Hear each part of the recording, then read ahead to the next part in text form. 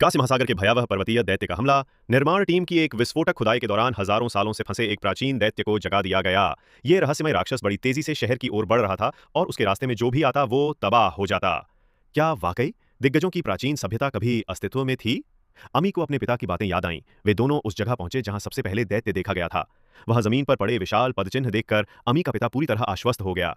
यही तो वो दिग्गज हैं जिसके बारे में हम बचपन से सुनते आए हैं। मगर हैरानी की बात यह थी कि उसके पिता को याद था इस जगह कभी कोई पहाड़ नहीं था। अब ये पहाड़ी श्रृंखला अचानक कैसे उभर आई?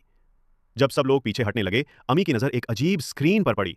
इससे पहले कि कोई कुछ समझ पाता, जमीन फटती है और दैत्य सीधा खड़ा हो जाता है। उसके सामने उड़ते हेलीकॉप्टर खिलौनों जैसे लग रहे थे। कंट्रोल सेंटर में हर कोई स्तब्ध रह गया। दैत्य कहां से आया ये कोई नहीं जानता था, लेकिन खतरे को भांपते हुए सरकार ने तुरंत हमला करने का आदेश दे दिया। रॉकेट दैत्य पर दागे गए, आग और धुएं में लिपटा उसका शरीर। मगर जब धुआं छटा तो दैत्य एक खरोंच तक के बिना खड़ा था। फिर शुरू हुआ टैंकों और गोलियों का तांडव, लेकिन उसका मजबूत शरीर किसी भी हमले से नहीं टूटा। इससे दैत्य बुरी तरह गुस्से में आ गया।